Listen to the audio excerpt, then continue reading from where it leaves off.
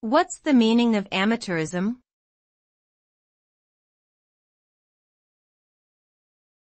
Amateurism.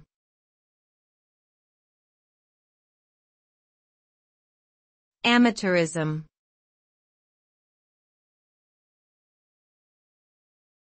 Amateurism.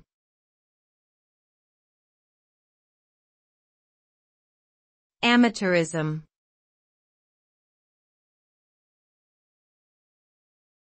Amateurism.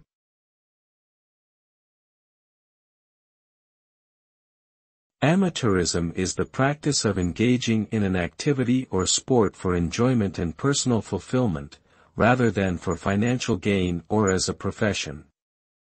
It is often associated with a lack of formal training or expertise in the chosen activity. While amateurs may not possess the same level of skill or experience as professionals, they participate for the love of the game and the sense of accomplishment that comes from personal growth and achievement. The pursuit of amateurism can foster a sense of community and camaraderie among participants, regardless of their skill level.